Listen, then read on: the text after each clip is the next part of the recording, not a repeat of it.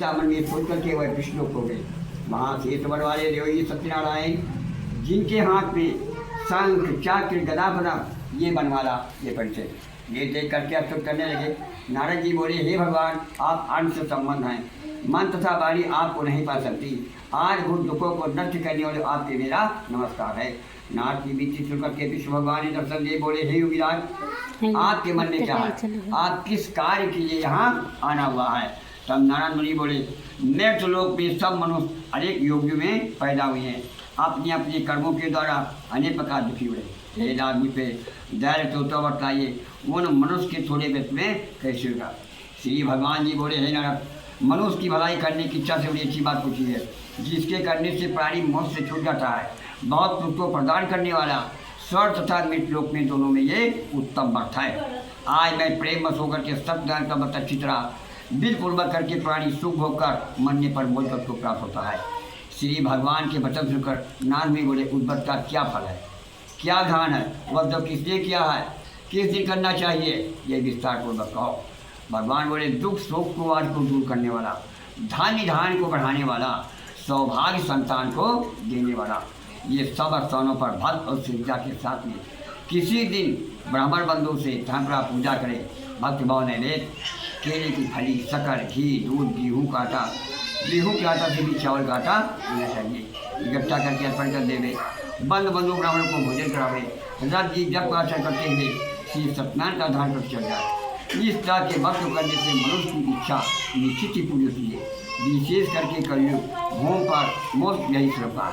इस सत्यनारायण का प्रथमो अध्याय। बोलो सत्य भगवान की जय।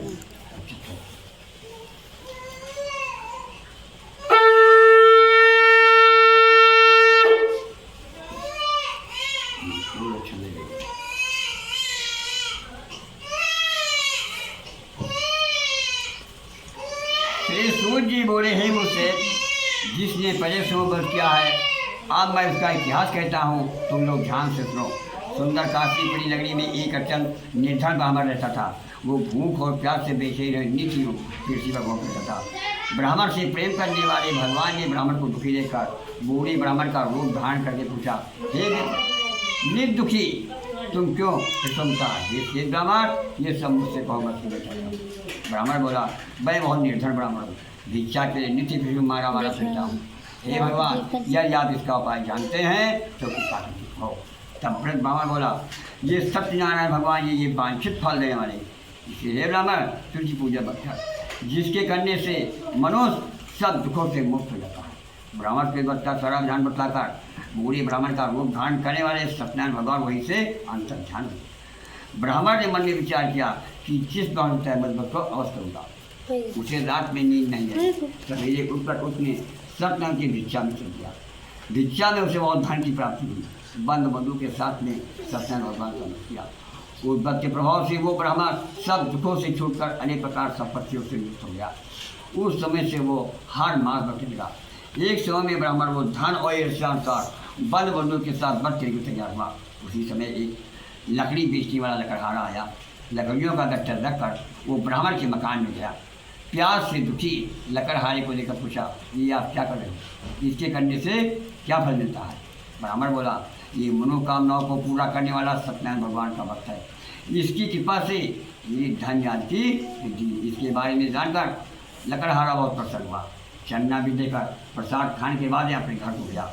लकड़हारे ने अपने मन में संकल्प किया कि आज जहाँ में मुझे जो लकड़ी बेचने से मुझे धन प्राप्त होगा, मैं उसे सद्यों का उत्तम बन दूंगा। ये मन में विचार करके लकड़ियाँ अपने सिर पर रखकर जिस नगर में बड़े बड़े धर्मवान लोग रहते थे वो ऐसे सुंदर नहीं हो गया।